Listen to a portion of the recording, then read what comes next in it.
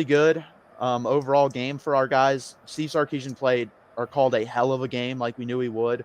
Just all around, just impressive. Just it sucks that we didn't get the win because we were in the game. And it's one of those things where I know where we were 20-point underdogs and people were talking about you're going to lose by 40, 50 points, 30 points, whatever. But the thing is, when you're in the middle of the fray, you got to throw all that stuff out. Like, we were right there, guys. We should have won this game. We should have. It was so close. And it's so frustrating, but we're so frustrated, but so happy at the same time as Texas fans.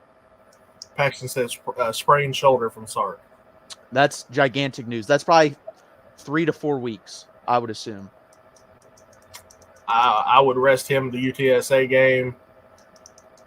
And we play Tech after that. Appreciate that, Davey. If you know, looking at the team stats for this game, in our favor, we got 25 first downs. Alabama's 16. 3 of 12 on third down to Alabama's 5 out of 15. Total yards were 3 yards apart. They had 374. We had 371. Passing, we had 292, and they had 213. Rushing, they had the edge on us, 161 to 79. And we actually had the time of possession as well by a slight margin, about a minute. Pretty close. And so I don't have the defensive stats right here in front of me yet, but they did a good job of containing Bijan. I actually thought Roschon had some really good runs, tough runs.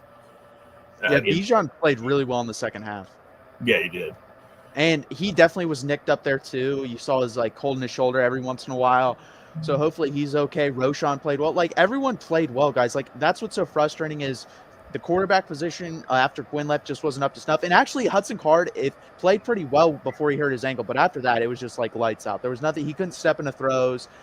Everything had to be perfect for him to do what was needed to run the offense, and it just wasn't after that. That's what was so impressive about Quinn. There could be pressure in his face. He just flicks his wrist, and it's neat where it needs to be. Whereas Hudson Card has very good arm strength, but it's just not what Quinn's is, and he needs to be able to step in throws. And once that ankle was gone, it was gone. And thank you, Dave E. I know that's I was surprised there aren't Bama fans. Oh, you're still going to lose anyways. No, I mean, we outplayed them, but it is what it is. You got the W, and that's all that matters. Yeah, and I think the experience of Bryce Young, the experience of, certain players on Alabama's roster is why we come up short by 1 point. And, officiating aside, it came down to crunch time. Bryce Young led them down for the field goal. And I think a very good learning experience. Our team and the culture has changed so much in just a year that we're able to stand toe to the number one team in the nation. And we're able to say, $2,400, hold my beer and watch this.